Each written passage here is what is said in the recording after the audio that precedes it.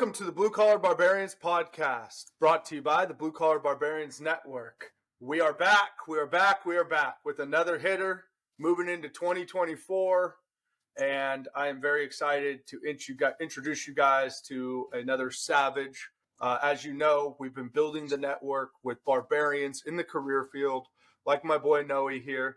Noe Zazueta, welcome to the Blue Collar Barbarians show, brother. Thank you so much for joining us. Thank you for having me. Appreciate it.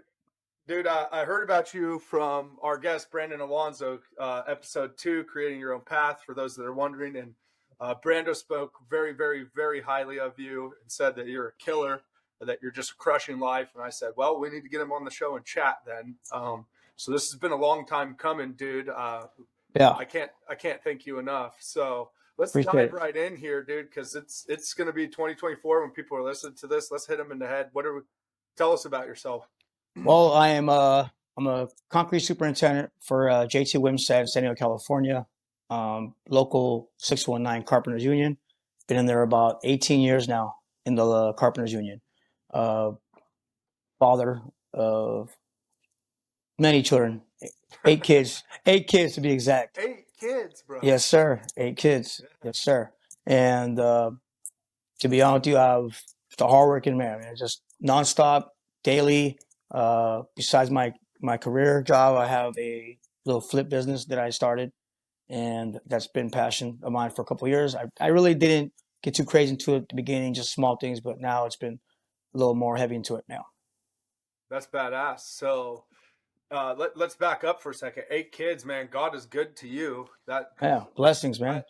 Absolutely, every one of them. I have 4 myself, so you're falling behind, man. You're falling behind. I can't imagine how busy that is. But yeah. So let's dive into your concrete career, man. 18 years in the union. That's a long time, bro. Best decision I made. Right out of high school. Like 2 weeks after I graduated. Just straight into the apprenticeship, or what was that apprenticeship. Like? Yeah. So my uncle was a superintendent for Rudolph and Sletton, which is a concrete company that's really well known all over the world. And he was like, "Hey, you want to get on this apprenticeship?" And I'm like, "Sure." I was no brainer. They didn't know really what I was going to get myself into. They didn't know it was the best thing that was going to happen to me. But if I can go back, I'd love to do it all over again. The same answer I give them then, the same answer I give them now. I'm on it. Let's go. Yeah. Passionate. So what was that like? Let's talk about coming up in the trades. Well, I'm gonna begin start with you. So when I was in high school, my senior year, I didn't have a lot of classes. I was advanced in my junior year. Like I really kicked ass in the junior year to get advanced. So I don't have so many classes my senior. When I was a senior, I already had a job at a skateboard shop. And I was always skating in downtown San Diego, which is trains were everywhere. And I remember specifically I was on 5th Avenue and G Street. As I'm skating on the corner, I see a wall panel being picked up from ground level, flown to must have been like 32 stories. It was Roll Construction. I remember the company. It was Roll Construction, and Morrow was the crane. I remember. When I seen that wall panel go up, I'm like, man, I want to do that. Like, damn, like those guys are killing it. I seen guys with their bags on, leather bags, Occidental leathers, which are like the best bags you can have in the world. I seen guys, looking bad, bro. Like just the whole, Carhartt and just that whole thing. I was like, man, I want to do that. It's tough. Just like the look of it. I know they were getting money too. Like you could tell it was like they're living good. So when my uncle was doing some side jobs, he was like, hey, do you want to do this? I'm like, yeah. I'm not gonna lie to you, dude. I hit my hand probably like 40 times the first 3 days I helped him out. I ain't gonna lie. I sucked at nailing. You know what I mean? But I wouldn't stop. I was like, let's get it. Side job on side job, I started getting better, picking up. I'm like 17 at the time now. I had a car. I worked my butt off to have what I have, Then, as soon as I turned 18, he was like, hey, you want to get into the union now? I'm like, well, yeah, like, how did you start? He's like, just go to the union. I'll call for you. And that's how it is. You'll start on Monday. I'm like, okay, so that was a blessing already. Like, I'm not going to sit here and say, no, a lot of legwork was already done for me at that moment. But I didn't know the extreme of like, the intensity of like going to school every 6 months and getting your upgrades and your hours based on your hours, your pension. I didn't know all that. until I started getting to the book, and I'm like, oh crap, this is more. I knew it was a career. I never took a job and saying, oh, it's a job. To me, everything you do is a career. Your choice to miss, what you do, when you decide to be a farmer or whatever you do, it's a career. It's not a job. So when I joined the union, and that was my first day, before I went to work that Monday, I didn't rest all Sunday, dude. I put my bags on. I'm not gonna lie, I put them on like 4 times. Look myself in the mirror, like, oh man, is it right? Do I have them right? I even Googled like how to put your bags on correctly, like what's the correct position, because I just wanted to be perfect. And passion is something that people are born with, man. It's hard to gain that if you never had it. I've always been passionate about anything, sports. I mean, I remember in my back of my mom's car, upset, teary-eyed, because we just lost a game, blaming the officials, but even though it was really on us, it's just passion, man, passion. First day I got with him, I probably got yelled out like, I don't know, 200 times in the first day. Nothing wrong, just, hey, apprentice, go get this, go get that, because that's how it was back then. The journeyman didn't have no, it was no OSHA, so many crazy OSHA rules like now. It was like, go get this and get it now. Carry 10 at a time. I don't even care how heavy it is, go grab 10. So, but little by little though, I started picking up on it. I was there an hour early. I would volunteer to stay late. Picked up water hoses, grabbed the power cord, rolled them up for the journeyman. If a journeyman was out of something, I already had it in there for him. So they liked me a lot from that, just for that reason. What really, really like changed my position was I went to my first class after 6 months working with him as a first period still. My first class was framing these little walls, like little John walls, snap tie walls. There was a couple guys in there that were higher apprentices than me, but I was really like just far ahead of them with the pace, the speed. I wasn't probably knowledgeable as them with doing other type of walls, but my speed was on it. So I knew I was faster than a few of the guys there. So I really said, okay, I just need to get the knowledge more of what to do on the next steps, and I'll start killing it more. And yeah, soon enough, that's how I started. But being a hungry apprentice that didn't care what time it was, I was there an hour early. I was there the latest. I even swept up the office, the trailer steps daily, because I just wanted to show them that, like, I'm here, like, let's do it. So you backing up a little bit, dude, because this is the Blue Collar Barbarians podcast, and you're coming right out the gate with the Barbarian sledgehammer, and I deep respect for that, by the way. But so you coming out of high school, you were like, when you saw that, let's back up to your skate shop days. You saw this thing. For our audience, he saw a tower crane pick a giant panel and wisp it away up into the sky, and he said, okay, I want to get around that. I don't know what that is, but I want to do that. And then you see the guys, and they're suited and booted, laced up, and all their shit. It's union stuff. Everybody's wearing Red Wings, blue jeans, or Carhartts, depending, what time frame this was. You said 18 years. It was 2004. 2004. That's when they were still rocking Red Wings back then, though, right? Yes, they were. They had the pants tucked up, though. You know what I mean? Tucked up in the 8-inch. That was the style. Yeah, I remember those days. And then they had a Carhartt jacket or the old, Red Wing jacket. It's all, it's already been like 100,000 washes. So it has less that color, but it still has that light brown. That's what that look was, and that's what drove me. I was like, yeah, clean. He's like, these guys look laced. They're fleeced with money. Yeah, they're just production work, right? And then you go home, you sign up through your uncle. Your uncle gives you opportunity. You sign up, and night before, you're so goddamn excited, and that's what I want to emphasize here is, like, I think it's cool that you were so fucking into this. Excuse my language, but you're just so passionate that your night before, you're in the mirror. Let me look. Oh shit, no, I don't think that pocket's right on my bag. Let me check this out. Google. Like, bro, you came out the gate in your career doing the work. You were doing the work before you knew what the work was.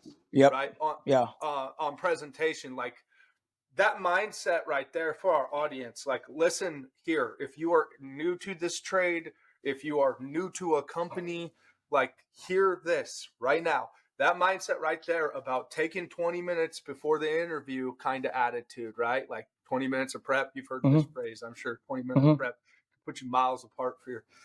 That 20 minutes of prep, go in the night before, make sure all your shit's night, make sure you're dialed, make sure you come in, and when you walk on that job site that you're squared, that you want to be there, that your attitude says, I'm here, what can I do, how can I help, what can I learn, what, like, that's incredible that you had that out of the gate. Yeah. But that also makes sense to why you're running work now. Yeah. You know what I mean? To me, I'm saying, to me, being in the trades. And I apologize for interrupting there. I really want our audience to understand that killer mindset, that, dude, sweeping the stairs every day. Our first episode was on the 5 things you can do to stand out on a job site right now. I don't know if you've watched that one. If you haven't, check it out. I'd love your feedback. But we talk about freaking don't walk by trash, attitude, personal hygiene. Yeah. I mean, dude, there was a list of things that we did. We gave them 5 killer things that we talked about. And sweeping the stairs is like every day is the same dumb shit that nobody wants to do. Just like the guys that stand by a trash can, throw their paper, miss, and walk away, right? Like if you're that guy that every time you go by a trash can and you pick up all the trash around it for all those other lazy shit bags that for some reason can't pick up. I don't care if it's the first time or the 100th time or the 10,000th time. Those superintendents, that supervision, that leadership, they will fucking notice. They watch everything. Everything.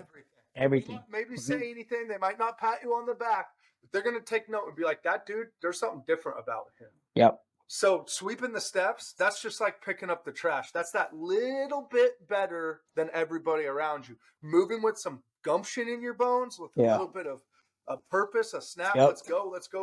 Like those little things, that probably sets you. So, I mean, you know this looking back now from a leader, like you're in a leadership position now, and we'll get into that. But thinking back, right? Like that sets you so far ahead right out of the gate. Like that put your trajectory on a rocket path, dude. Yeah. Well, I just had that mentality that, well, one, I need to physically show them that, hey, I see a competition here. There's 4 first period apprentices here. And I ain't seen, I am the best, and I don't have any doubt in my mind that I dream about this more than they do. I can see that. I'm there with it. I just need to do more to prove that when it's time to cut, because it's always time to cut in construction. I don't care what you do. There's always budgets, and hey, we're getting down to the end of the job. And no, I didn't care if my uncle was superintendent or not.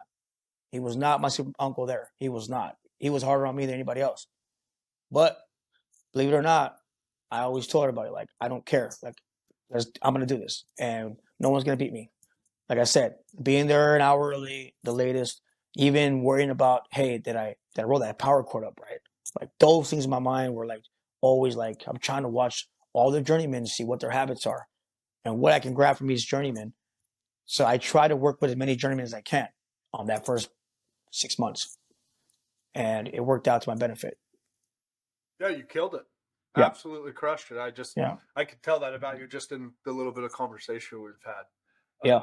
But I'll digress, bro. Let's keep this going.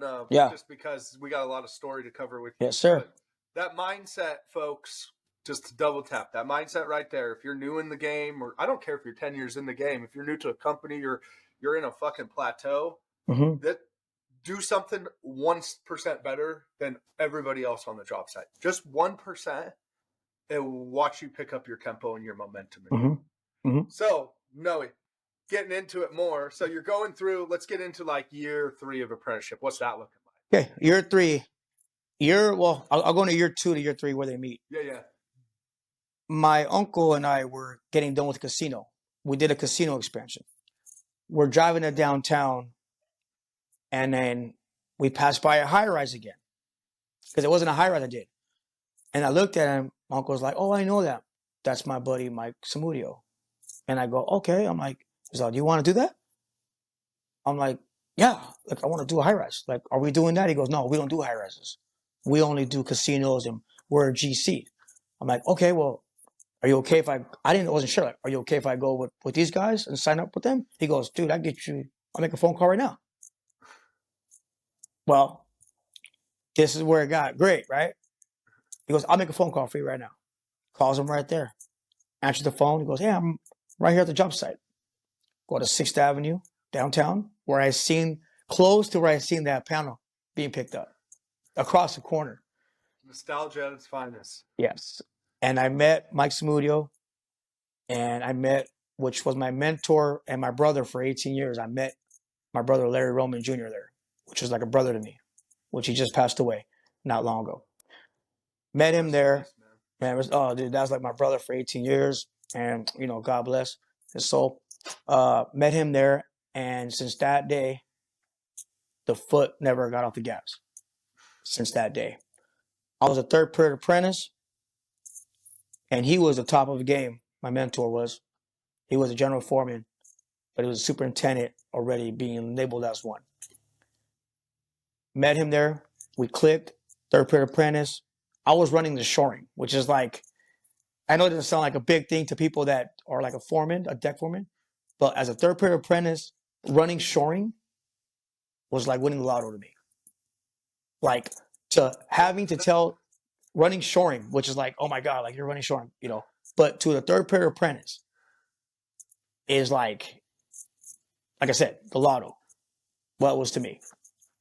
And we did the first job. Your mind is. Yeah. So he gave me I go, hey, he goes, I want you to run the shoring.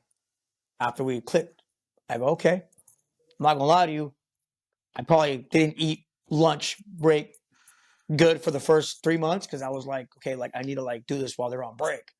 So I would highlight the sizes and what size it was goes where, and this frame goes here, and I would count the frames and make sure I had the right amount of frames. And I had guys that were older than me that were more seasoned than me, but they had to work with me on the shoring. Go work with Noe. Go work with Noe. So they would send me the bodies. And I was always trying to grab that tower and put it myself. But then I just realized, hey, dude, I need to go in front of these guys and get the next ones ready for them because they're going to come ask me again, where we going next? Well, here's this section now, or here's this section. So I never can forget that first shoring position they gave me because I probably second guessed myself 400 times a day. But not because I was not sure what I was going to put up, but wasn't sure if I was putting up enough up. And my mentor, what I really loved about that dude was that he never came to me and said, hey, you're doing this wrong or you're not putting it up. He came to me like, hey, this is where you're at right now. We got to get to here. What do you need to get to there? Or are you okay? Do you need help with this? I mean, this deck was flat, so it didn't have a lot of steps. It wasn't like a crazy deck. It was just a flat deck, 10-foot ceilings. So I knew the size of the foot, the head, the stringer. I already knew the numbers because I checked everything. So I did the math, calculator master. I'm not gonna lie. I was like, okay, I checked it. Okay, we're good. You know how to use a laser, how to set it up, and these guys didn't know that, but I was learning too at the same time. They were working with me. However, I didn't want to show that. So I was always doing my homework. Okay, we got 45 frames up today. What is it going to take for me to get 55 tomorrow? Because this deck was big. It was 30,000 square feet. So it was huge. Yeah. That is a big deck. Yeah. And we started from the corner, so I had to work myself out. And yeah, I had to go back and fix a couple frames and I had to line them up a little bit different. But it was things that I started noticing. Okay, well, I need to make sure I snap a line on every other frame base so we don't lose that and go at an angle, go crooked or keep it straight. So it looks clean. At first, my mindset was production. But then I look back, I'm like, why doesn't it look straight though? So then I started saying, okay, production and clean is the job, make sure it looks organized. So from that point forward, the third period apprentice to running shoring was one of the highlights of my life. Yeah. And it sounds like your mindset, you were wired, Daily. Wired to lead from the get-go. Daily, man. Daily. Naturally. Do you think? Yeah, I was gonna say. You think some people just have that? Naturally, yeah. A lot of I'm not gonna tell you. A lot of my buddies, man, they clown on me a lot. Yeah. Back then, it wasn't really a monster rock star. It wasn't really around yet. I was on Mountain Dews, so it was the Mountain Dews. But naturally, I'm wired up. Naturally wired up. Wake up naturally. Let's go. I talk fast. I just move my arms around fast. I just that's just how my body is, man. It's the time I can remember. Some So people are just killers, bro. and you just come up with it, you know. And a lot of the guys that work with me, you know, I'm not gonna lie to you, they probably think like this dude's on something. He ain't sober. Well, I am sober though. I don't fuck around like that. Yeah. So, you know, so that's something that I really take, you know, pride in. That to me, a clear mind is the best way to be, especially when you're leading a guys and we do a dangerous job. I don't want anybody getting hurt and me not be clear minded on being the leader. Something happens, it's on me. That's who I am on that. So yeah, Good. third period. And remember, I'm not gonna lie to you, man. I was buying tools every week.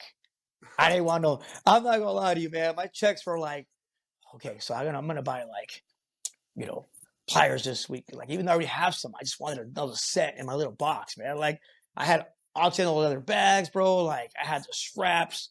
I was paying like $300 of tools. I was because I was doing also when I was working a lot of overtime, but my uncle was still working on his little side jobs. So I was working on Sundays, framing. So I was learning two things at once. Yeah. So I was buying chop saws, skill saws, nail guns for me. And I had a whole setup, man. I had the wall boxes full of compressor hoses that I was just buying. And I'm not gonna lie to you, I probably bought like 30 squares, dude. I probably lost one, but I kept a bunch of them in there. I just always want to write my name on my tools. Like I was just, man, I was just always just trying to stand out, man. As a third period, man, hungry, and I was a young father at that time. And I think I bought my first house right after I turned fourth period, my first property. Yeah, That's okay. yeah, yeah, man. So good times. So you got into your first taste of running work was as an apprentice, third term at that, and then Mm-hmm. essentially a shoring foreman. Mm-hmm.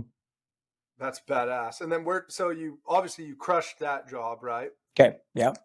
So what happened after that? So you do that job doing all this different shoring for the whole Yeah. job, I assume? Yeah, so I did shoring, and then so that was with Harris Concrete, which is no longer around. That was a great experience.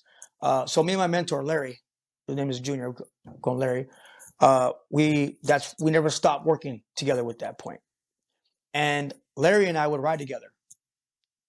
I'd pick him up because we just, you know, we had that bond because he had his car with his wife and she needed the car, so we started riding together. I pick him up, and he was with me, and he would always give me the next step up, setting columns, using the crane. I got trained using a crane at fifth period, and I got certified at fifth period by Morrow, I believe Morrow. And one thing about him, even till recently, you know, seems like every other year, he was like, well, they call me Wet in San Diego, right? Nickname is Wet. Wet, where do you want to do next? I'd be like, what do you mean? What do you want to do next? Like, what do you want? I go, I want to be the deck foreman. And then, okay, let's do it. Next job, deck foreman. And he was progressing. He was becoming the wiser. I mean, he was already sharp, dude. That dude was sharp. You know, he was. If you picture me right now, that's him. We were the same exact way. I'm more wild, like I'm more, you know, but he was same mentality, just more humble, quiet, down. But I'm just like I like to be rowdy, you know. So then I became deck foreman, and we were doing a job in Anaheim, California, and we were driving, man. We just grew a bond, man.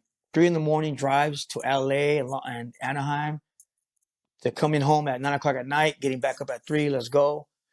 We grew a bond like a brother. He was my boss, and I'm not gonna lie to you, we probably argued with each other like an hour out of the day. But when we go home, what up, man? What's going on? Like, let's, you know, and it was that. So I met another mentor of mine, Rob Fajardo, which was also my brother, and we were like the killer team, man. We were just like attacking vertical deck. We had all of it, all the pieces of the pie. We had it. I was a younger one, and I was down here, but I was coming like this. I see myself coming up, right behind him. And I knew that eventually I was going to catch up to him. And I wanted to. And I challenged him all the time. And I wanted to challenge him. And we would race and I would lose back as an apprentice, you know, sixth period at the time. and I would lose, but I knew I'm going to get them. So after that project, I was at Largo Concrete, and I remember that they asked me, hey, do you want to be a foreman, carpenter foreman?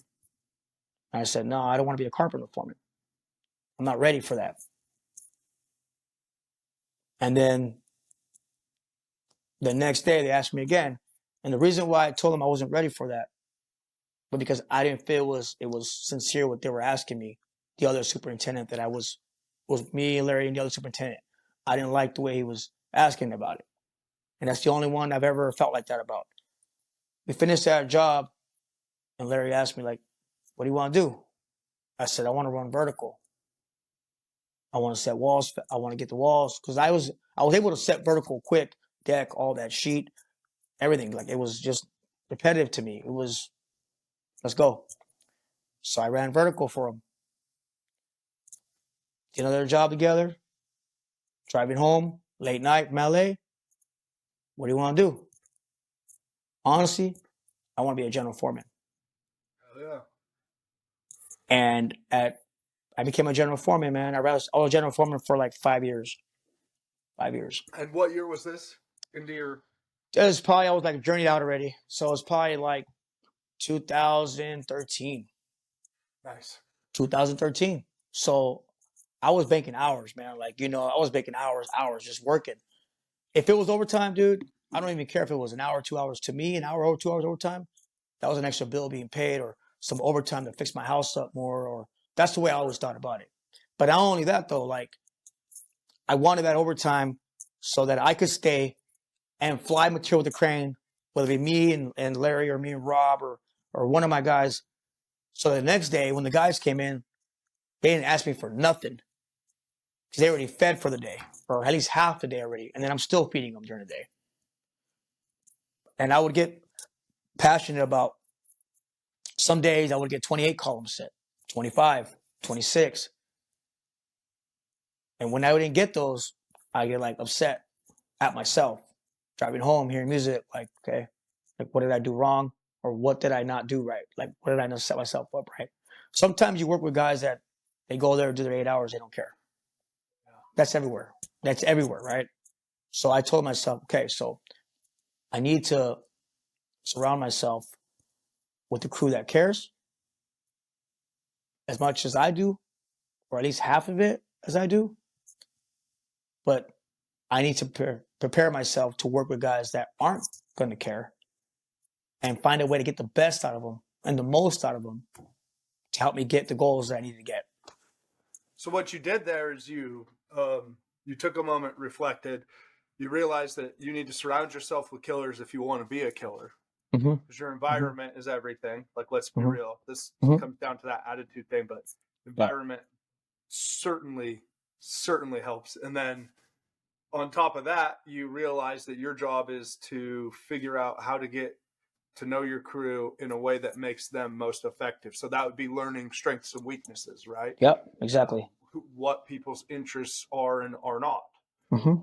Passions, what they got going on at home, even a little bit. Like, so you have a read and a gauge on how to. What people are missing today, I think, dude, is a lot of people don't get that element of knowing a crew. Like for me in the crane, I'm a tower crane operator. That's what I do by trade. But for me in a crane, like I could tell by somebody's tone in their voice because I pay attention to how everybody interacts. Like, okay, there's something's wrong with this is my bellman today. Like, hey man, you good? Or, like, what's up, dude? Like, everything okay? Like, you could just tell. Or sometimes I do that, hey, good morning. And they're like, yeah, morning. I'm like, let's try that again. Good morning. Like, just that little like snap people saying, or, poking at them a little bit. Like, if you could get somebody's wheels spinning, bro. Yeah. It makes everything flow, Yeah. So that's incredible that you were able to evaluate that on the fly. I mean, because everybody has issues, right? So, and everybody has great days. Everybody has issues, man. So even when I had issues, man, at home or personal issues, I really did never let nobody tell them I work. Like if you ask anybody that works with me or worked with me in the past, I was always the one carrying the most and upset and passionate, whether I get like upset at, damn it, we didn't get today where we needed to be at. Or I'm not gonna lie to you, the one of the worst days, man, was we had 32 flyers on one job, 32 flyers, right? And I was, the first set of flyers, you've done flyers, I would imagine. First set of flyers, second set, you're still trying to find out, your rhythm. Like, hey, this table goes first, this table second. And I was just, focused on, okay, man, which table? So I did the flyers, 2 floors, and I was, okay, cool. I was doing the flyers in a day and a half. So I was pretty good on schedule, but I knew that we can get this. So by the third time I did the flyers, I had 32 tables to do. I did 30 in one day. 30 tables one day. 12-hour day. Didn't stop the whole time. Had a Mountain Dew in my bags. I'm not gonna lie to you. Probably a couple Snickers. Maybe some. I'm not gonna lie to you, man. Everybody knows me. I'm from Gummy Worms and Monsters. That's what my goal is. Everybody knows me that when I do flyers, I don't stop because I just don't like to stop that. The crane operator needs to take a little break. But while he's doing that, I'm either adjusting the pole shore or I'm adjusting something or I'm doing something. I'm not stopping. So this one time, You on that code red though? nah, I was on the green. Well, I like Code Red, but I was on the green Monster. Now, I mean green Mountain Dew, but now I'm on. I like Monsters. I like but I'm be honest with you, man. I might drink like one now. I was like 3 or 4 a day back then, a day. So it was good times. I remember that was the day of the BFC can. Yeah. Well, exactly. So you know what I mean, like. And sometimes it's not even for the effect, man. It's just the love of Monster. They just taste good. You're just like, you're going. You're like, okay, I got the Monster in my hand. It's a part of the whole camaraderie of people, right? So I got 27 flyers up the next week. And the crane operator was like, we rolled it up. The guys were walking away. I'm the general foreman still, but I'm still with my bags on. Like, I was the general foreman. I still had my bags on. I never took them off. Pouring vertical myself, climbing columns, pouring walls, setting flyers, trash box, you name it. Rigging, whatever. 27 flyers, man. I was so upset, man. Like, we had these green structural steel beams that went out, the flyers sit on.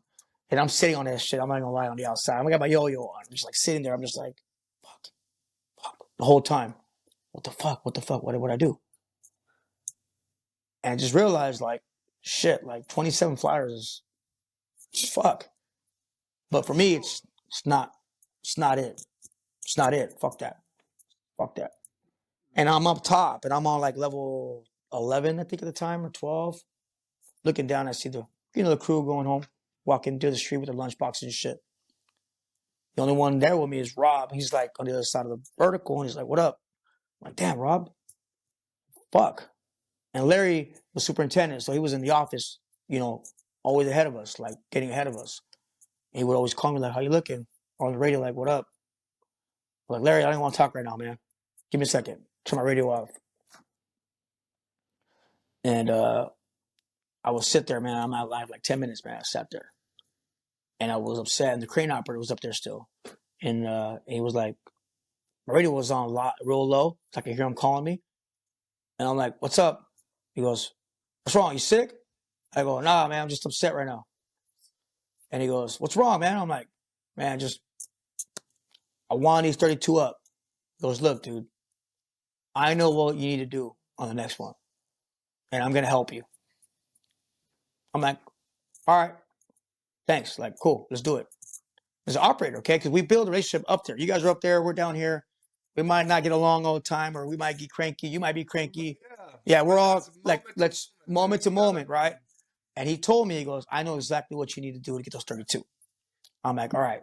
So I go, fuck it. So I climb back inside, take my yo-yo off, climbing down. I'm turning off, make sure all the tools are put away. I'm coming down the ladders and down the stairs, and I see him on the bottom.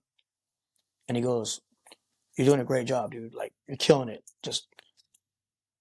I'm going to help you with the trolley next time. If I help you bring the table to you, you're not actually, you're grabbing it. Let's go. Like, we're in a motion. I'm waiting for your command, but I'm going to help you bring the trolley in and help you get the table in quicker. I know what you need."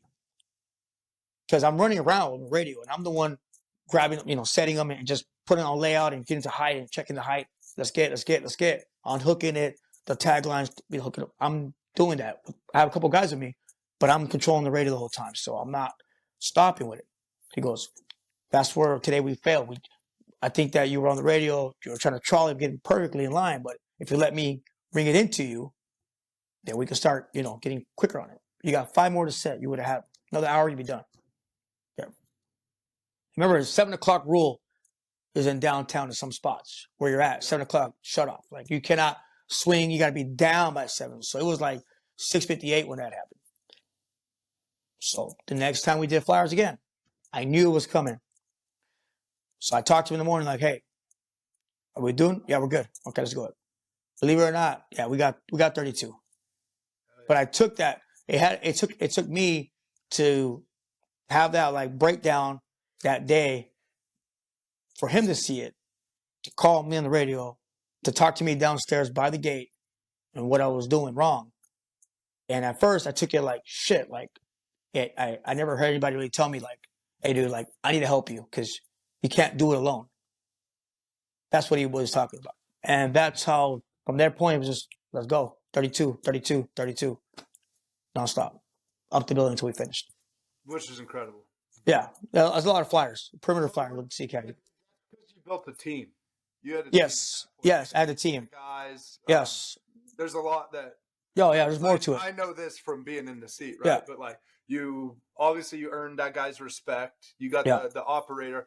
There's a difference in operators that want to do production versus operators that don't care. I'm one of the guys that does very much care. I can't like, I'm like you, like I want to climb the ladder. I'm actually personally, side note, I am trying to jump from being an operator to a superintendent right now. Like nice. I want to continue up the leadership ladder. Yeah. Everybody thinks that's impossible. I'm here to show you it's going to be fun. It's going to happen. Yeah. I believe it or not, now I realize the crane operator is one of your best friends on that job. If you don't get with the crane operator and if you don't build some type of relationship, because like I said, we might not always get along, right? Yeah, at least gain that respect during those hours. Because if he pulls the trigger a certain way, it can help you go faster. You guys can learn. Okay, come down. You stop at 10 feet above me. Bring it low to me. Let's go. Like it builds that. It's just like building a team. You gotta, pick and choose what you like. Well, you gotta kind of tap dance it, if I can say it like that. Tap dance everything and try and find a momentum. Try and find something that works with operators. I'm not gonna lie to you. I probably argue with like every operator I've ever worked with because I was just like, no, we're gonna set one more column. Let's go. One more. We're gonna pour the column with the bucket. Let's go. I don't care. Let's grab the bucket. I don't care. Let's go. Grab the bucket. But now as a superintendent, I know that they want what I want, but they're up there doing this, and I'm just calling them to tell. I know that it needs to be between both of us to make the job efficient. And if the operator knows the job like the back, because he can see the job better than I can. He can see the stack of plywood over there I didn't even know about. He can see everything that I need on that job, and he can see everybody what they need. So for me to build a team and to build a job and to be efficient and to be a successful project, the crane operator needs to be at least friends during the work hours with you and be on the same team, respectfully. So me and Brando, we were going to have to come in on a Saturday to set columns. Yeah. And you're talking about just getting in a rhythm. Like we ended up setting, I think it was 27 columns in an hour and 15 minutes. Beautiful. Beautiful. Like just boom, boom, boom, boom, boom. Yeah. Like it was insane. Like just me and him, just two guys, boom, boom, boom. He tied. Like the ironworkers are at lunch and we had time and, we were just talking. We're like, hey, why do we have to, let's not have to come in, but let's just fucking do it. Let's just finish it. Yeah. We set every fucking thing so that we were done. Anyway. Yeah. So when did you, just because I want to keep this going out of respect for your time and no worries. So you did the general foreman thing, you crushed that. So when did you get your first taste at, like, let's become a superintendent, let's run work? Okay. So I was working with Largo Concrete. I got a phone call from, also my uncle came back into the mix again. Yeah. He was a carpenter foreman in Oregon for JT Wimsat, which is the company that I'm a superintendent for now. He was sent to Oregon because JT Wimsat is based out of LA and San Diego. We're not based in Oregon. However, we landed a project at the Nike building in Oregon. I got a phone call that they needed a general foreman, assistant superintendent type of role. I wasn't superintendent yet, but I know that Largo Concrete wasn't going to give me that because they had already had too many superintendents. It was like knocking on a door that's never going to open. I'm banging on it, I'm kicking it, I'm yelling at it, I'm trying to burn a hole through the damn thing, and I'm not going to get that position. I wasn't unhappy. I was going to work, showing the guys I was still there, but I wasn't happy knowing that I wasn't happy. Like, I was in the mirror like, all right, So I had a rough 3 months, 4 months, personal issues. Yeah. So that really helped me go to Oregon, if that makes sense. Yeah. This decision was like faster, quicker to make. And being in Oregon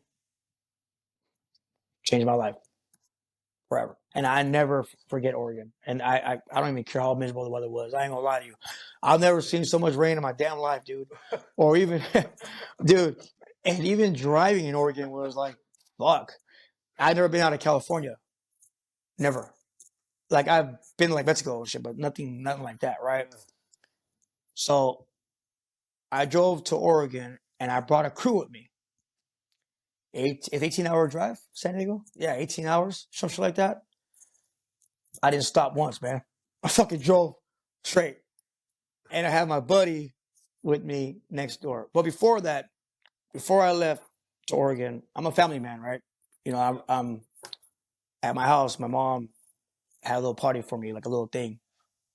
And all my kids were like emotional today. And at the time, my ex-wife now, but she was there. And,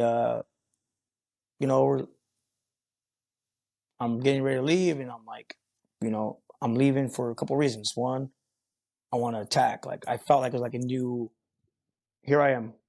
Like, like when, how do I say it, man? Like when you see a football player go to a new team, there's still that football player. It could be Michael fucking Vick, right? Like, he was dominant with the Falcons, right? I remember I based like on this shit. Like, that's how I based it on, dude. Like, because I'm passionate about football. I'm passionate about like a lot of stuff like that. When Michael Vick went to the Eagles, nobody really said, "Oh, Michael Vick, dude, he fucking crushed it with the Eagles. He made the fucking Falcon Michael Vick look like nothing." To me personally, so I felt like, okay, I'm gonna be this new person, and they don't know who I am. Let me just go. They don't know. I'm like, they don't even know what's coming to them, right? So they hired me as a general foreman from San Diego to go over there and get the job. The job was, not gonna lie, it was not doing good at all. We were new there. We didn't have a crew there. You're a new city. The manpower we were getting was not the guys that were the top of the union, should I say? I'm getting hall calls, dude. And you know what? And I don't mind hall calls. I love hall calls, right? Because you always get a diamond, dude. You always get one. So it was me and my good buddy of mine, Vic. I remember he drove with me in my Dodge Ram, loaded up my Mountain Dews, the chips, the seeds, the gummy worms, snacks. Fucking, let's go. I'm driving up there. And I remember he was just like, drinking, chilling, hanging out. We're just vibing, hearing music and shit. And the whole time I'm driving up there, man, I'm thinking in my head, like, okay, what do I need to do out there? Like, how do I establish myself out there? How do I kind of grab the reins without going in there and fucking stomping on somebody or whatever? Like, I need to do it the right way. I driving. We stop, get gas. We stop, get gas. And I had downloaded the drawings on my phone for the part of the building that I was working on. And it was a lot of pages. I'm not gonna lie, like fucking 75 pages they sent me, dude. But I didn't want to look at all the 75. I wanted to look at where I was gonna be attacking first and what part of the building I was gonna be hitting. So I'm driving, and I started seeing the fucking trees. I started seeing like all these places in California, bro, like Northern California, Shasta, and all kinds of shit. I'm like, fuck, man. Like, there's more to life than fucking pounding my nails that I'm doing, man. Like, what the fuck am I doing? Like, fuck, my kids will love this shit. The whole time I'm thinking that, and I feel guilty because I'm like, fuck, like, why didn't I drive up here with my kids, man? And so I reach Oregon. I reach Beaverton, Oregon, right? I passed the bridge. I think I got lost like for like the first 20 minutes, man. But I met my uncle at the Buffalo Wild Wings in Beaverton. You know where that's at? Yeah. And we get there and he's like, yeah, welcome, man. It's like 6 o'clock at night. It's still light, dude. So I'm like, fuck. And he's like, hey, you're staying at the house. They got you a house for you and your crew. I'm like, cool. You gave me the keys and all that. She gave me the rundown of like the job site, what time. And I met a mentor named Angelo there, which I'll talk about that as well. I asked him, like, where's the job site at from here? And he goes, like, that's like 10 minutes. I'm like, I'm going to go there. You guys stay here. I'm going to take off. I'm going to go walk the job site, the outside. I didn't know it was a fucking Nike campus, dude. I thought it was a fucking job site. Like, dude, it was a Nike campus, bro. Like, I'm like, I can't even get in this motherfucker, dude. I can't even get in here. So I drive there. I remember I seen the tower cranes because there was 4 cranes there. If you remember that job, right? Morrison had that. Yeah, there was 2 cranes and there was 2 on this side, but I knew that the other ones were ours because I could see the sign, and I see the other one had Hoffman on it, right? Hoffman with the H. So I knew that wasn't ours. So I'm looking through the gates because I couldn't get in. Obviously, it was fucking Sunday. But I'm like, fuck is Nike fucking campus? I'm like, what the fuck? We're gonna build here. I don't want. And I'm like, looking through the gates. I see the columns. I see the walls. I'm like, okay, cool. So I just wanted to fill the job in. Like, I wanted to fill it. I wanted to fill where I was going to be at and where I was going to put the next fucking, mark down.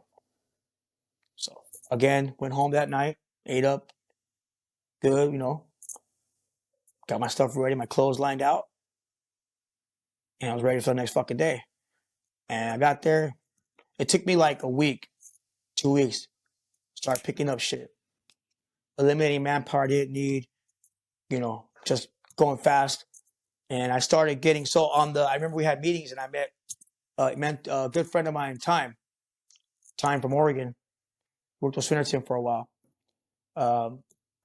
Good friend of mine, like I said. And he was superintendent, just got hired there too. So we were both new at the job. So we were both trying to get our hands on it and stop the bleeding, right? Because the job was bleeding. I'm not gonna lie to you, man. My list of that job was probably like this much to do. When they started seeing what I could do and how fast and what I can produce, my list got like this, dude.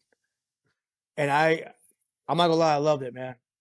Anything that had to stay overtime, we were doing it, we were making it, we were building it. Perfect fucking job, dude. Perfect job. I never forget that. You guys worked. I worked 18 hours, 17 hours sometimes. And I was coming home every 3 weeks for a weekend only, man. Because I wasn't allowed to come home so much because they wanted me to stay. You know what I mean? Which I didn't mind. Like I said, I had a little couple months, so I needed that time. I didn't come home for like the first 2 months, man. I needed that time to myself. I had a little experience with Largo. It wasn't really something that I created or I did, but it was a wall panel incident. Nobody got hurt, and that one hurt me, man. Because no matter if you're the actual person creating the hazard, if you're the one above in charge, you take the blame. Sure. It's called accountability and ownership. Accountability. And you know what? I really, really wish I would have. I've always had that here, man. Like I never let it go. It's now. It doesn't. I was. Sometimes you have to have those moments, man. You have to have those fuck ups, those. It's called humility, right? Yeah, and you need those. Without those, it's like you're living a fucking fairy tale. So, but that job went well, man. That job was a real life changer, and I met a lot of people there.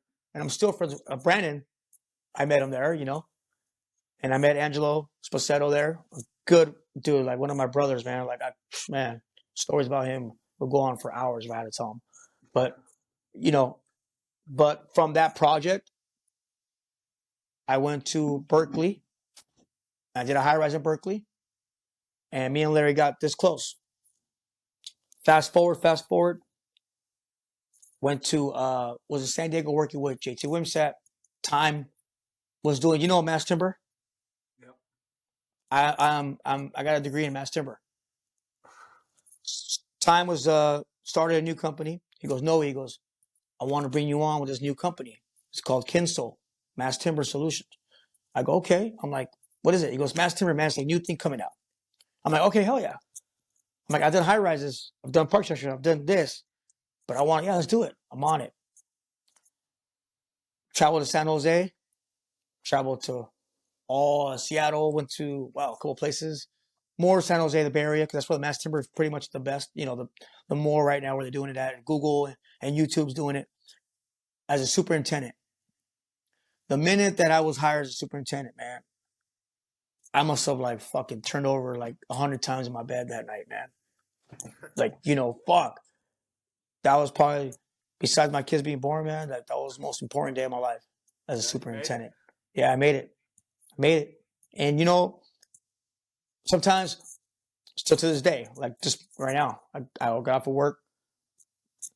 I don't know if I'm cursed with this. I don't know. I can't explain it to you. My mind doesn't shut off on the guys the next day or next week or what's coming up, milestones to hit. In my company right now, I'm a superintendent. I'm the younger one out of them. But I can tell you that to me, it's like I take it as a challenge.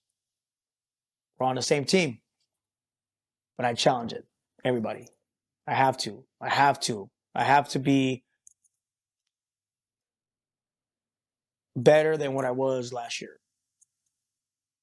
I have to be better than what I wanted to be. As a superintendent now, I look at everything. Logistics, cleanness of the job, the trailer, the way you set your trailer up, posters. If you have the desks, the desk right, if you have all this organized and you do your manpower and you plan and you watch things, bro, there's no limit of where you can go as a superintendent. There's no limit, and no one's gonna stop you, man. Like I told people before, I told all my mentors, I want to be known all over the world, dude, for my work. Fuck yeah. All over the world. I don't give a fuck if it's in China. I don't even know anybody in China. But I want everybody to know me for my work because of the way I build teams. I don't care if I start a job with guys that are not the A squad or the B squad. I'd rather have the ones that are willing to take advice, take that criticism, and make mistakes and not think it's okay. I want them to know that, hey, man, we're going to get better. We're going to get better. We're going to get better. Not every team in the world comes out swinging, dude. Not every team. No. You got to progress and you got to take every job and say, I write down daily on my hand. I'm not going to lie. I still have that. I write my hand notes to myself like, this and that, or fuck, like, and I walk the site right now. I'm at the airport right now, San Diego Airport, the expansion. I'm working with Turner's a general there. And I've learned more about myself on this job site in the last 2. Nice. And I'm understanding that sometimes, you can do 400 feet of wall. You can set 55 columns. You fuck up once on a safety incident. You fucked up a couple parts of the wall or it didn't come out right. That 400 feet don't mean shit, dude. It don't mean nothing. The guy that got hurt, but you set 25 columns, fuck the columns. It don't mean nothing. So, yeah. So I don't know. It's growth. It's growth. It's growth, man. It's just growth. Part of the game, though. Yeah. That's part of the game. But you're wired. I don't even want to say different. You're just wired for success, right? Yeah. Like that's the way you're wired to win. The way your mind work is stand out, lead. But now you're past the stand out part and you're in the lead, like really lead part. And that's where it's like in the military, like there's a change is when, typically they'll say when you become an NCO, and like I've reflected on this a lot personally lately. I don't know why, I don't know where it's come from, but like I'm very like you. I reflect a lot and evaluate. I think back to like I loved being a Marine, sort of. Like I loved the title. I loved that that's what I was. It was a badass thing, and I loved like getting in a position where you had guys underneath you, so you're like the tell people what to do. Not in like a just so you could be bossy, but just the sensation of leading people and like teams. Like I still to this day that type of shit gets me fired up, right? But Yeah. man, I look back and I'm like, man, I was a shitty leader because of my attitude. I was shitty because I didn't take the things I didn't like about my leadership and then apply it to myself to be a better leader back then. Granted, I was a kid, right? I was 21 years old. Yeah. Right. But I never took the things I didn't like about my seniors and their way that they led and make it better. I just used it as like, I have a chip on my shoulder and just was an asshole to my boots. And like, yeah, you have to be how you have to be to your young guy some, but I look back and I'm like, fuck, I know that there's guys that to this day that they probably don't like me because the only thing they know about me is what they've seen, like the cut, grumpy, had a chip on his shoulder. They didn't see him getting fucked over time after time after. They want to know that, right? They don't know the struggle that made me that callous, if you will. Yeah. But I think about that to this day, like trying to, like, man, if I could go back and change that, that's what I would, because I was wired to kill back then, and that muzzled me a little bit. Yeah. And then progressing that to today, like, I almost feel like that kid that just got his first leadership billet again, and that excitement coming back to me in life again, like this tenacity to want to, like, I just want to fucking eat. You know what I mean? Yeah. Yeah. And I'm in a different spot. I have 4 kids and shit like that, so I can't necessarily run and gun and run 80 hours a week. I mean, I can here and there, but like that's maybe not the game I'm in anymore, just because of situations. Yeah, everything's changed. Right? Yeah. When I first got into cranes, dude, I was doing what you did. I took all the high hour jobs. My biggest thing was, how do I get to 10,000 as fast as I can? 10,000 reps. The idea is mastery level. Yeah. To me, I was like, okay, cool. I'll take this job. I'll take that job. I'll run this kind of crane. I want to run this kind of crane. I'm going to run this. I'm going to do this kind of work with. Give me. Throw it at me. Just boom, boom, boom, boom. Let's get to this level where we can run over anybody fucker in front of me. Yeah. You know what I'm saying? I want to be a Bigfoot monster truck when it comes to cranes. Yeah. No, and I agree. I really, and then to be honest with you, 2018, I was always passionate about homes. Yeah. Old homes, ugly ones. Nobody fucking wanted to buy. I don't know why. To me, it's like, I always wanted to buy homes and fucking fix them up, dude. Like, it's something that's always been passionate about, bro. Like, just fuck. 2018, I bought a few properties. I said, I want to flip homes in the future. I told myself that. 18. Bro, I can't even tell you. Full-time job, superintendent, which was not an 8-hour job. I don't give a fuck who told you that. It's not an 8-hour job, and it's not all the glory, because you get to deal with the emails, the headaches, the fucking problems. You get to deal with everything that's behind the scenes. Yeah. You're dealing with that. So I have my own business,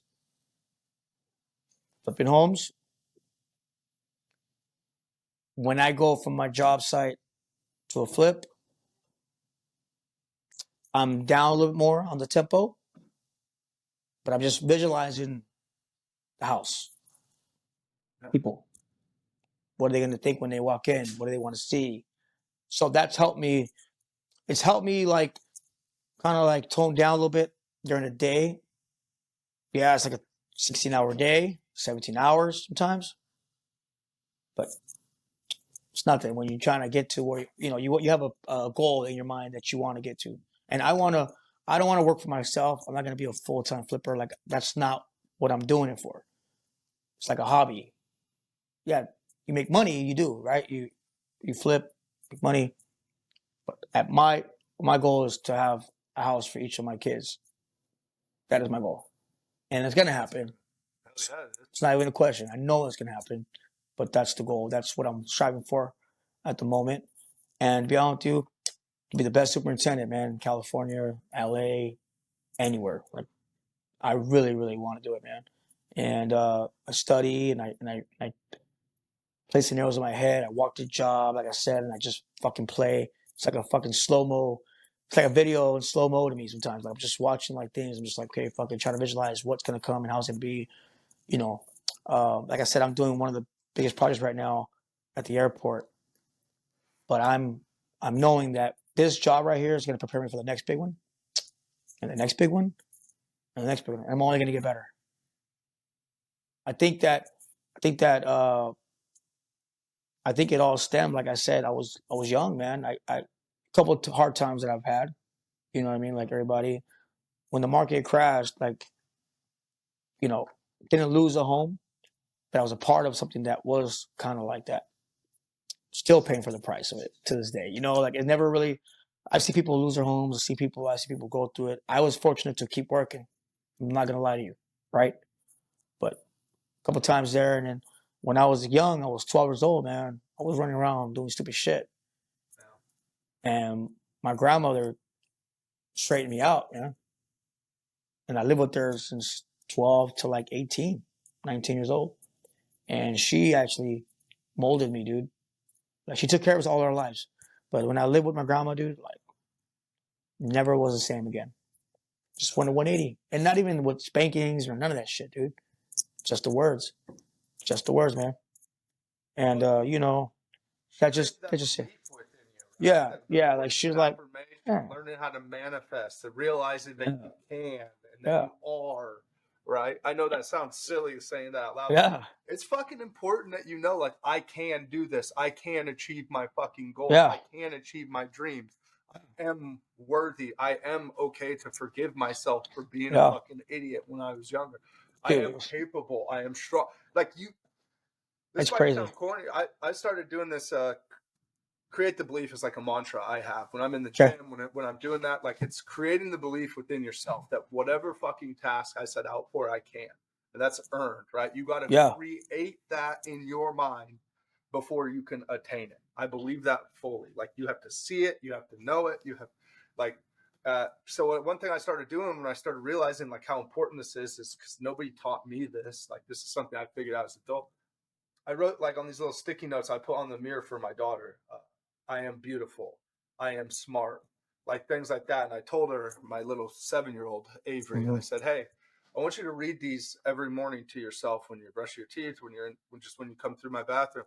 And sometimes I'm sitting there reading a book in bed, right? And I'll hear, I am beautiful. And to me, it's like that little thing. Cause like, I'm like, fuck yeah. Cause that's what I want her to see. I don't yeah, care who says what to her. I don't care what the world tries to tell her. Like yeah, I want her to know in here, I am smart and I yep, am beautiful. I am yeah, capable. I am strong. I want my son to know this. Like I wish I'd probably saying this out loud. I could probably do better about doing the same thing for my wife, right? Like reaffirming her. yeah. But Reaffirming her. Yeah, but like the growth there, dude. That's yeah. incredible that I'm not your gonna lie grandma to you, gave man. You that. know what's crazy, man, is that she's the only person, man, in my whole life that can like get me here with a couple words. Not even like still to this day, man. Still to this day, she's the only person that can like get me down to like, okay, come down here. Like, where are you at? Like, let's, you know what I mean? Kind of check me, if I could say it in a way. Check me to reality. Like, what are you doing? Like, what's up? And she'll let me make the mistakes, but it's all in her plan. Like, she knows what she should tell me. You know, so that's one of the stories that was a little fucked up. You know, and obviously, you know, we've all been through relationships. We all had them breakups and fucking together where you think one person is right and one person is not, and one person is going to be the good one for you. Been through all that shit, you know, and right now, you know, I'm just with my kids. Yeah. You know, I'm alone right now for the while. I've been single for a while. you know. But to be honest with you, man, like at the moment right now, I just want to win. That's it. And one day, you know, somebody that wants to win, some winner, win with me, you know. So that's why I'm not tripping, man. I want to get it. I want to get it. I do want to buy, like I said, get into commercial real estate in the next 5 years. I want to own more apartments, you know. Like I said, have a property for each of the kids, man. Yeah. And you know, I built a duplex in 6 months while away in Utah, coming back. Flights. I was flying, dude, every fucking weekend, bro.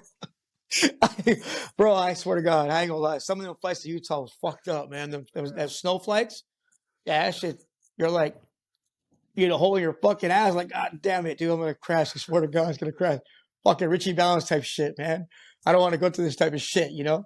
But it was a drive, man. It was a drive, man. I got sent to Utah to fix a high rise, man, and I fucking got him to 0 days behind schedule. They were 62 days behind schedule, and I got them to 0 in 32 days. There you go. In Utah, in the snow. First time in my fucking life in that much snow. I can't drive with the fucking snow. I ain't gonna lie to you, man. I ain't gonna lie to you. I suck at driving snow. Yeah. But that's you know, like I said, that's a big part of what I do, man. I love to get those phone calls, man. Talk about work and talk about job sites and flyers and fucking what kind of systems coming out. It's like, fuck, man, it's like candy store type shit to me. To me. Well, let's talk about let's do some Q&A, dude. We're at that Let's do point. We've told your story pretty well. Like, Yeah. if you can't tell already, this dude just wins. His story is, I'm hungry. I want more. I want more. I want more. I'm Yep. going after to become the best. I want my name to be known, and it will. Yep. And it will. I pray, And man. I pray. This is, remember what we said about creating that belief, bro? Yeah. Noe, that starts now. Like, I know I will be one of the best superintendents Yeah. in California. Period. Yep. The end. Right? Yep. Like, Yeah. I'm manifesting that with you now, bro. Like, you'll see it through. Every day, man. It's in my mind when I drive to work. Every day. When I hear Tupac in the morning, man, I'm fucking like, fuck, man. Like, let's do it. Let's get it. That too. Let's shoot. Let's shoot. So let's hit these motherfuckers with some. I have some Q&A stuff. Let's hit them. First, I got to ask you just the pinnacle question, bro. And I think I know how you're going to answer this, but I'm excited to hear it. What is a blue collar barbarian to you? To me, it's the blue collars, men and women, don't matter. Lacing boots up in the morning, work through sicknesses, pains, aches, driving daily, putting that building up, seeing the building just dirt, seeing all the manpower out there, just coming together, knocking shit out, crew by crew, hungry people that are passionate about their career, their craft, not just throwing up shit for the fuck of it. Yeah. To me, blue collars are guys that wake up and gals that wake up and say, I'm building America, dude. I'm fucking building America. And go every day to continue this trend, because we don't know where we're going to be at, man. You know, the world's crazy, man. The world changes fucking daily. One fucking year, we got COVID. One fucking year, the recession. We're just working. That's what we know. We're robots. Like, we're just going to provide, to feed, to have, you know, to try and establish a lifestyle that we all want to have. We all want to live right. We all want to live without problems, violence, any of that shit. We all want our kids to have everything they need. Blue collars to me are people that put their families on their back, man, every fucking day. Go out there and win, try and win, and try and teach and be teachers. Because as we're going out, up, we got guys coming behind us, man. And they're going to grab the next generation and run with it. So we got to teach them. Teach all of them, dude. All of them. That's a blue collar to me. Hell yeah. I'll take it. What is something someone can do to stand out on a job site?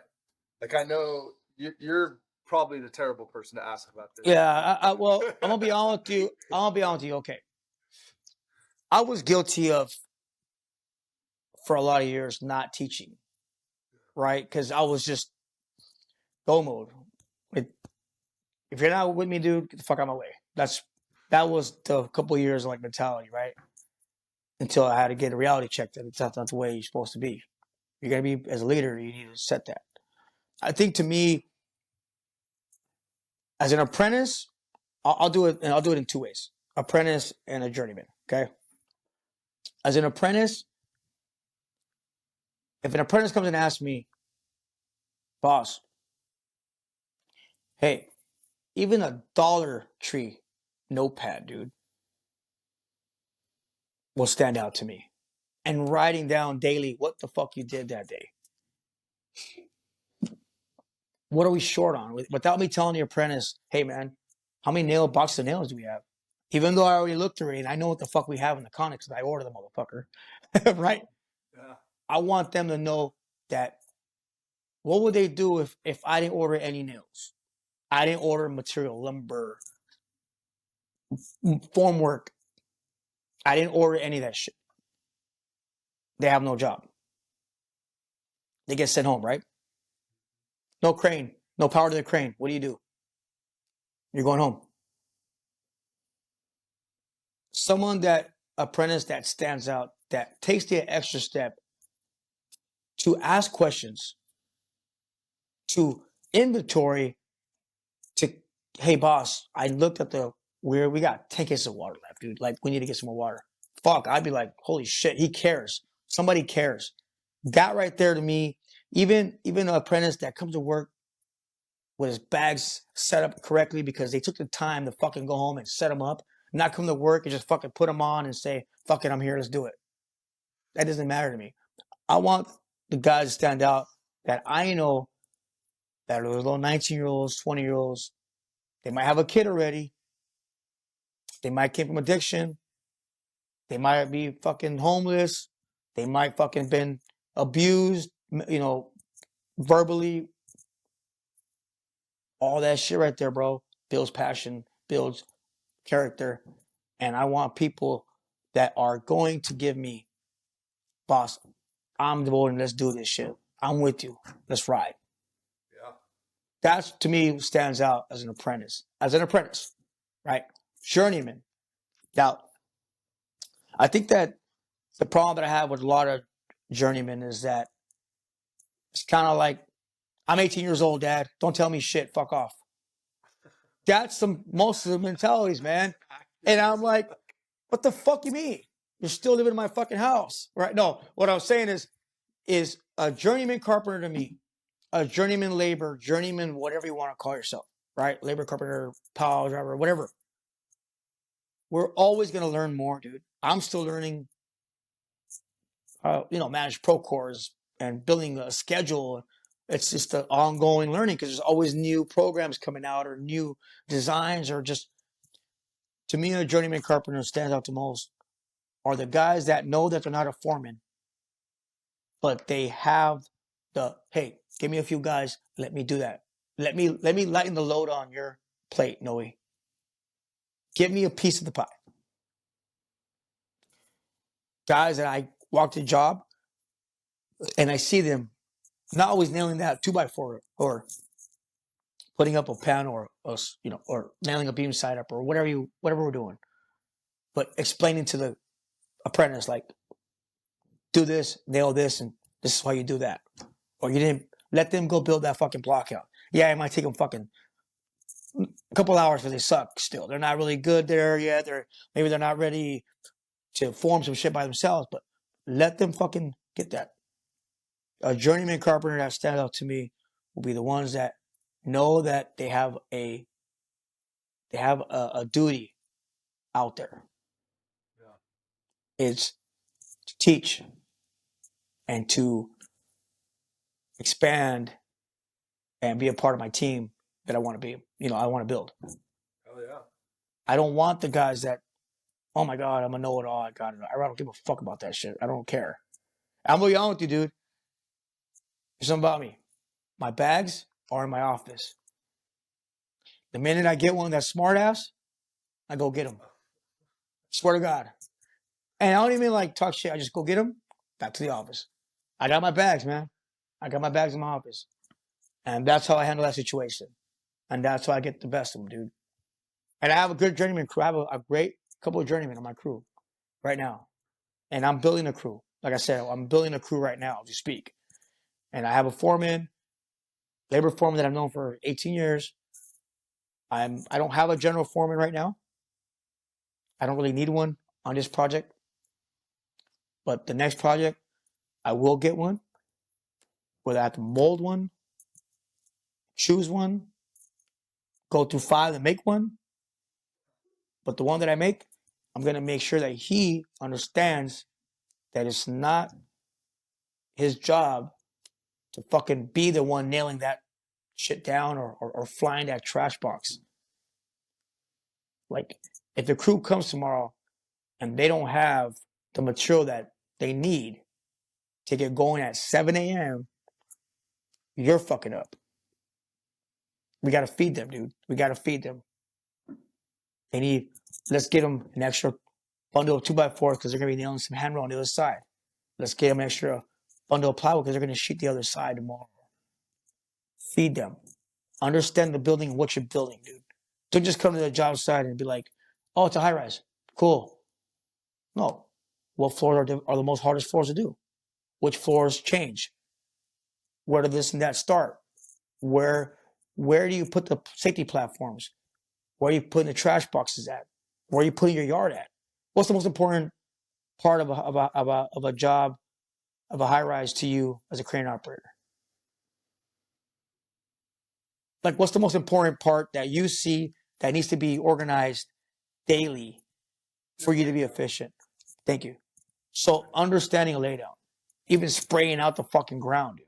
Separating deck, vertical, columns, just separating everything. Even that right there is a big fucking step. So I have a task at hand, man, and I need to create a general foreman. I don't have my replacement still. I never found one yet. Well, that's that 20 minutes studying before an interview can put you 2 hours ahead or what. Yeah. You know what I'm saying? It can, Yeah. like, Yeah. that's that same principle with that. Yep. Know? Yeah. Your homework, get a little bit ahead of what you need.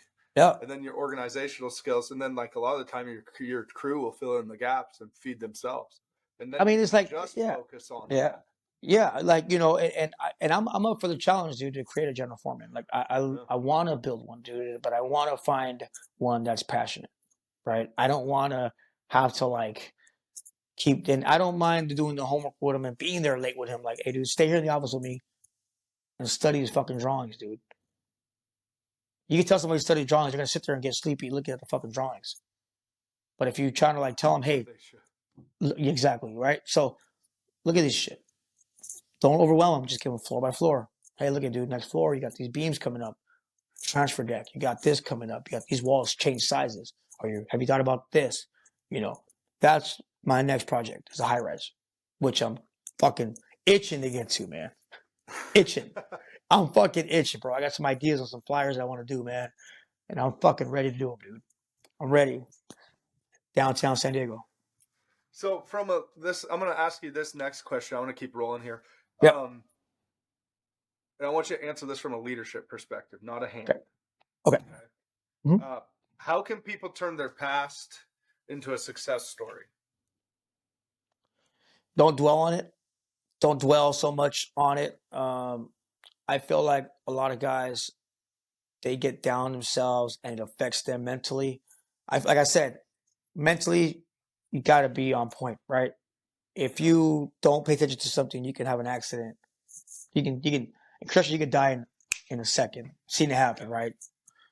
I feel like we all gonna accept the fact that we're all gonna have problems.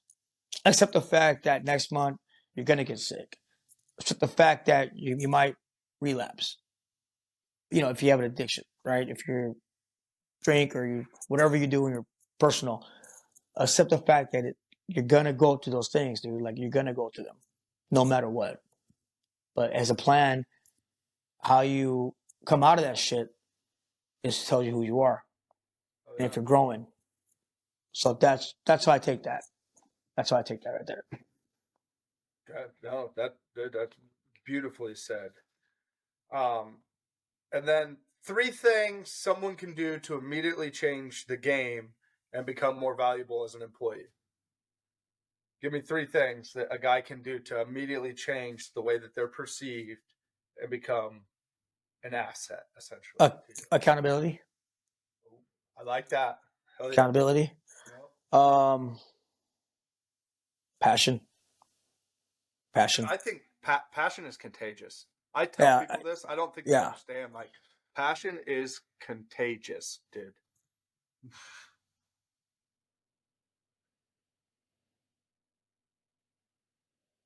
I would say criticism. Okay. Like, how should I say? How should I say that? Where I can't say not to be stubborn because everybody's stubborn. I'm stubborn. I just feel like, where criticism might not always be a bad thing, man. Yeah. It could make you fucking way better than you were last fucking job, or better and everything. Like, it's not much talking about construction in general, dude. Like, you might be dating somebody new, and they might criticize you with some shit that you don't like really want to hear, but it might make you a better person, dude, just by what they told you. No, that's yeah. Even your kids might tell you some shit you don't want to hear. You know, Dad, you work too much. When are you gonna do this? They're like, fuck.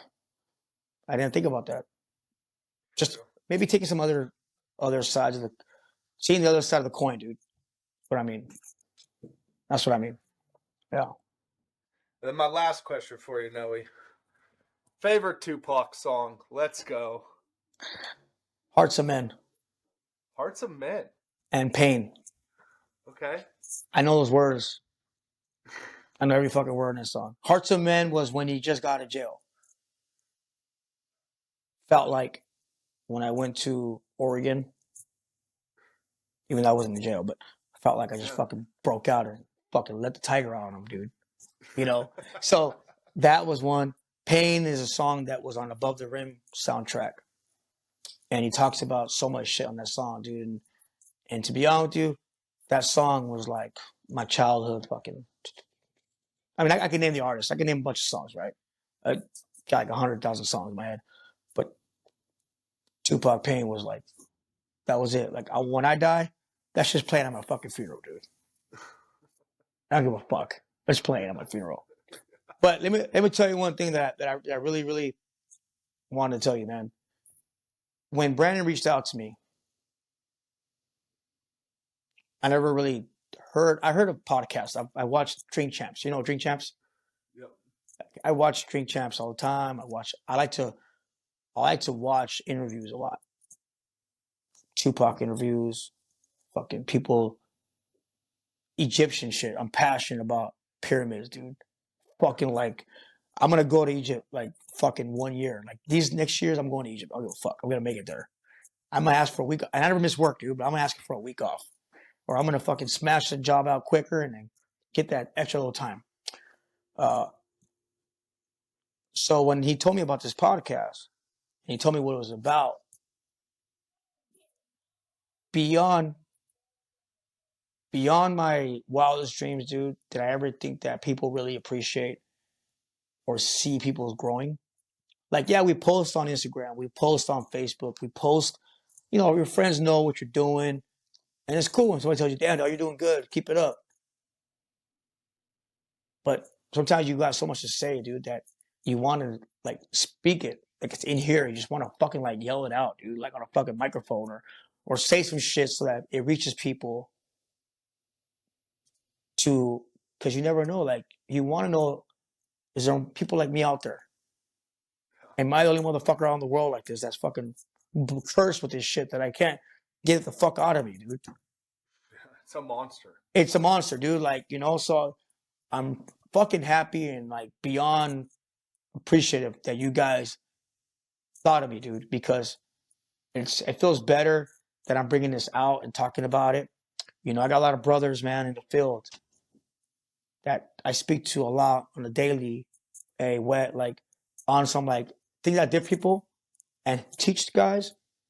to guys that have taught me. I talk on the phone. I try and call them. I text them because, dude, like I say, I lost my brother like 2 months ago, month and a half ago. My mentor, I lost him, right? And me and his conversations, man, were like the gas that we needed to get the motor going. Like it was always like them talks. So for me right now, as I'm building this new division, this new crew that I'm trying to build and trying to establish myself, coming up in the ranks now, because now I'm in the superintendent range, right? So you have to like build yourself up and kind of get a few jobs under your belt, right? But keep them like, yeah, you want to do great on all your jobs. Like you want to kill them and you want to make. It's not that easy though, man. It's a lot that goes into producing and and overachieving where your margin is great and you're doing great on this code, but you're not doing so good on this code, and you're trying to figure out why. As I'm coming up in these ranks right now, man, like I'm excited, man. Like I feel like I'm 37 right now, right? I feel like I'm 22, man. Like let's go, third period, fourth period, like let's do it, because I know that I'm in a new category now. Yeah, and you're I pray, man. Dad and the flips and being a better father, man, and just and trying to balance my life. That's the hardest part. Right now is just balancing, man. Balancing is like it's ongoing. It's a battle, man. Like I haven't got it down yet. I can get the job site good, the flips, make sure they're going, but in order to find that time, right? 8 kids, 8 personalities, right? And to try and go like this, I would tell myself it's impossible, dude. I'm not gonna fucking cut an arm off and send one there and cut another arm off and send one to fucking LA or whatever. I'm not gonna be able to do that. Like it's not gonna happen like that. But I need to like balance this part to being like a father that I know I should be. That's where I'm right now working on the most. That's still in the struggle I got right now, man. So it's not all peaches and herbs across the board, man. Works good. I got to get better as a father, man. Like just spend more time with them where they know that I'm doing this part for them, but I'm also here with them mentally, daily. Hey, are you even the small things like, the text messages to them? That shit right there is like what fills me, dude. To be honest with you, it fills me, man. that's another level of the growth game, bro. And that's one that I know. you're never gonna feel like you're there. The fact that you're cognitive and aware of that is how I know you're gonna be okay. Yeah, yeah. I was talking to a homie today on the phone, sitting in the crane, and I'm in between jobs. Like my life has been fucking pure chaos for the last few months, or for Yeah, the last about a month. Like yeah, pure chaos, bro. Like everything that could go wrong has gone wrong, and it all happened 2 weeks before Thanksgiving, and then all these holidays, and like. But the one thing I've done is I've stayed in the gym, and yeah, I've stayed consistent with myself. I've been reading books still. I've kept my mindset to say like I'm gonna make it through this. We're gonna be fine. I'm gonna come up with the solution. I can. And I'm saying it like that for a reason. And that's that same tenacity you got to have, bro. And I'm not telling you nothing you don't know. You're ahead of me in this game, but um, just be confident in like in this conversation that we've had. Man, I've learned a lot of. One of my favorite things about this podcast, to go back to what you were just saying about like yeah, feeling, like I appreciate that you took this serious and that you really wanted this opportunity. I yeah, appreciate that because this is my passion project. It's giving. This is about impact to me. I'm not here for the motherfucker that wants to clock in, clock out, go home, get.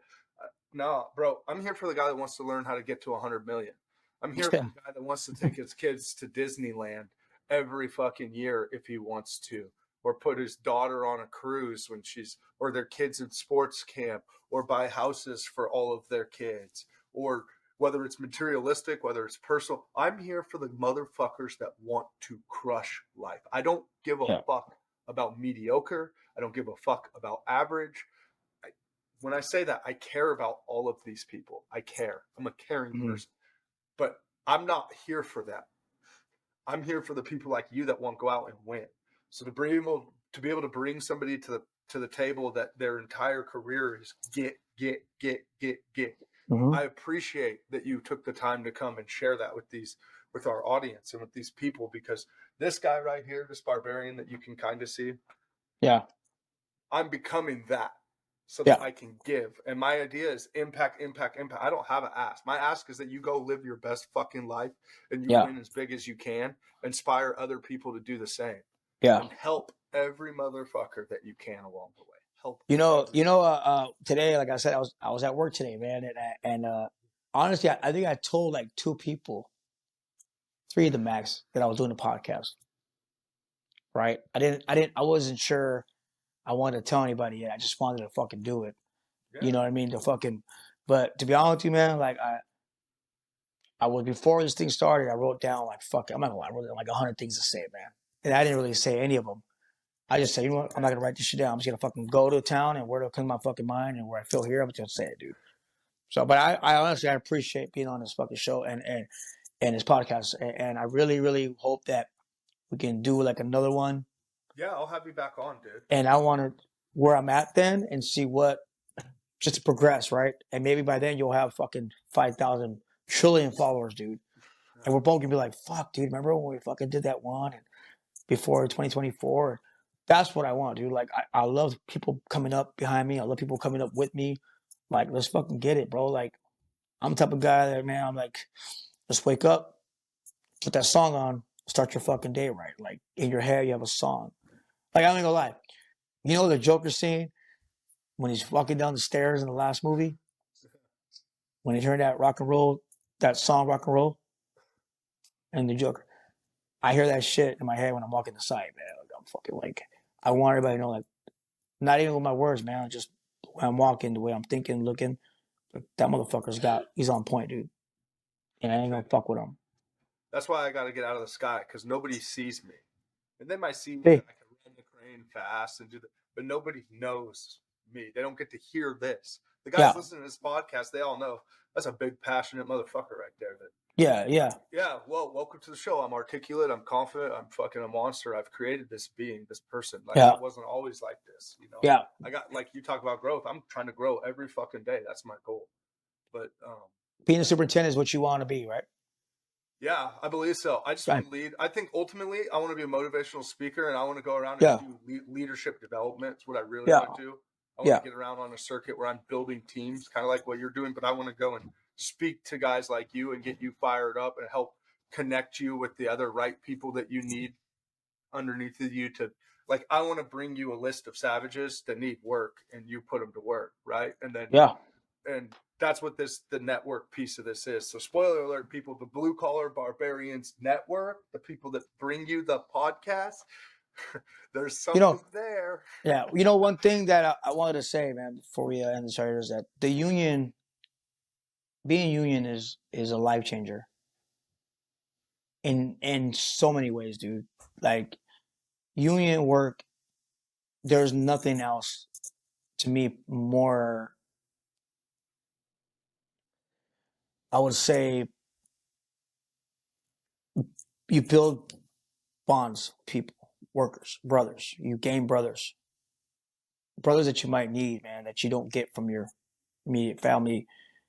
You get them, the rates go up on your pay, and you got a pension, and you got vacation, you got health and welfare.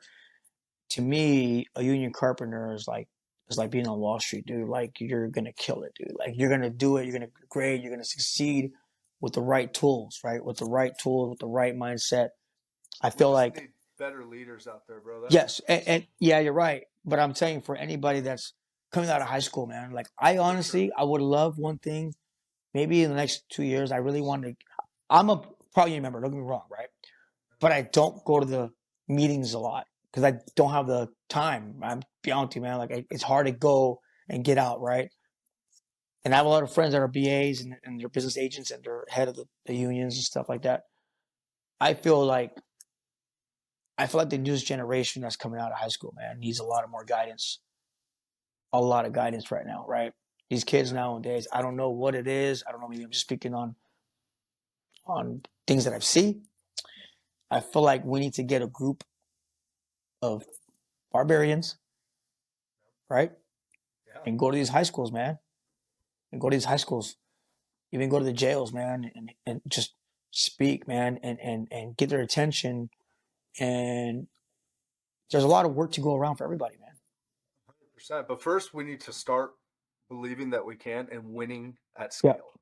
Yes. Like Yes. more of us need to step up. This is our time to lead. Yes. Like you said, like I'm the youngest superintendent. Good. Yeah. Fuck yes. Great. Yeah. That's what I want to hear. I want to see more people step up and say, I am ready. You got all these old guys that, no disrespect to any of you older gentlemen, like I know there's some killers out there and you're all very talented and your wisdom, like no disrespect, but you got all these old guys that are just looking to retire, one out, and all they do is mother F everybody underneath them. Because but fuck all that, dude. It's time for us, our generation, to step up and run the show. It is our time to play the game. Yes, sir. It's our time to coach. Yep. Come on, bench, stand up, get hungry. Let's fucking go. Yeah. Now. Exactly. Not tomorrow, not next year, now. Mm-hmm. Yeah. And you know what? I'll be honest with you. For us to be successful, there's got to be a guy to take our place. That's on the back. 100%. So for 100%. us to do that, that's what I'm saying is we need to work on that part to find the next. Who is that? Go find him. He might not be on the site right now, dude. He might not fucking be in the union right now. He might be fucking Joe Schmo, a senior in high school right now, with a fucking C+ averages. For real. Probably got like 5 girlfriends and shit on Instagram. But he's killing it. He's killing it here. He's killing it. And he might be that one, dude, that's fucking, he don't even know that he could be one of the greats. And we got to go find him, dude. We got to find him. And I'm up for the challenge, man. Like, I want to find him, dude. And it's going to fucking happen, dude. And I'm fucking beyond excited for 2024, dude. I pray that you have more success on your podcast, dude. I pray that you, superintendent level, in anything, I'm here, dude. If you need anything, you know, I'm here to, whatever I have, share it. Or whatever I've seen, share it. But I pray everybody in the world, dude, everybody, even people that probably talk the worst of me, I wish them success in 2024. Yeah, and there's no reason why to wish fucking bad on anybody, dude. Life's too fucking short. Let's keep it fucking moving. There's plenty of money to go around. Let's all make it. We all want to drive that new car. We all want to buy a new house. We all want to have nice furniture and all that shit.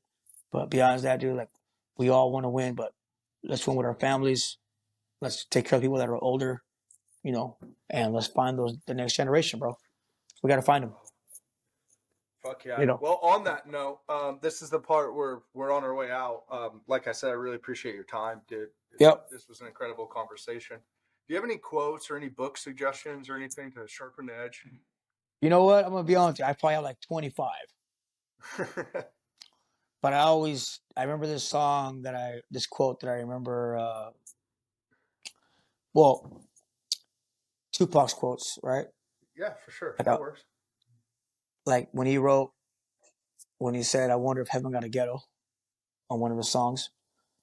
That right there to me was just like we have we're top people that are billionaires in the world, people that are barely like scrounging to pay rent. At the end of the day, when we all die, we all end up in the same spot, man. We all up in the same spot. You think fucking Donald Trump and those guys are gonna have a special fucking place up there? No, they're not, man. We're all gonna be the same fucking thing, talking to each other. What the fuck? Now you're not famous, motherfucker. Now you're with me. You know what I mean? Like I just like that. You know, I always write that I'm trying to find forever. I'm finding forever. That's one of my quotes that I like. Finding forever.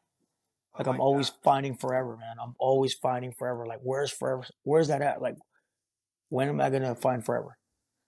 Is that coming up? Is that ever even something? Is that a myth? You know, actually, I'll get that thing tattooed on my hand pretty soon. Yeah, that could be my forever love, my forever happiness. When is this gonna peace, mind? Like, hey, no, like your mind has gone here, man. Like you're not gonna find it anymore. Like, when is that gonna be there? Like, when am I gonna find forever? And another one is living to die, dying to live. I'm always living, living, living.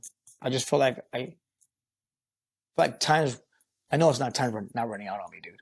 But to me, a year, time's getting less on me. Less. It's like that fucking ball with the sand on it, right? I got plenty of sand, dude. Like it's full to the max right now. But I'm always like, the sand's coming down. Little by little, sand's coming down. Like, when am I gonna reach my full potential? When? Am I there? Am I gonna be there? When am I gonna find that, dude? Like, finding forever, dying to live, living to die. Because at the end of the day, like, I just want to live, man. I just want to win, man. Like, I just want to smile every day and be like, fuck it. I'm still doing it. Like, it's nothing's facing me, dude. You know, Hell yeah. that's one of the quotes, man. Probably got like 100 more songs and shit through my head. These are great. Dying to live. Living to die, man. Living to die. Finding forever, man. That one's here. I never. And you know where I got that from? Huh. Common, the rapper. He has a song, Crazy. or an album too, called "Finding Forever," and he says that in the songs, like when is, like we always say, right? We're gonna find something that we've always been looking for. We're gonna go find it. It's gonna come. It's gonna be there. We just keep on looking, man. It's not. When's forever gonna stop? When is that? When is that? So yeah, man. That's my my story, and I probably got like 100,000 more stories, man. But I'll be on with you, dude. We'll Yeah, have you back on, bro. I hope so. I had a great time. I love this shit, man. I'm a fan of the podcast now, man. It's cool. You can share. Now I know what fucking the rappers are on Drink Champs, but they got more. Obviously, we're more famous, but I mean, they got. Now I know what it fucking feels like. So I feel like a fucking champ today, man. No, one more thing on this. Yeah, I appreciate it. Like I said, I pray. Community, bro, with our community. Yeah, anybody out there, you know, that are just trying to get better, man. You guys keep going. It's coming, and be patient. You know, you can't run work right away. You gotta be in the grind. You gotta get your boots dirty. You gotta fucking make mistakes, learn from them, get faster. But it comes, man.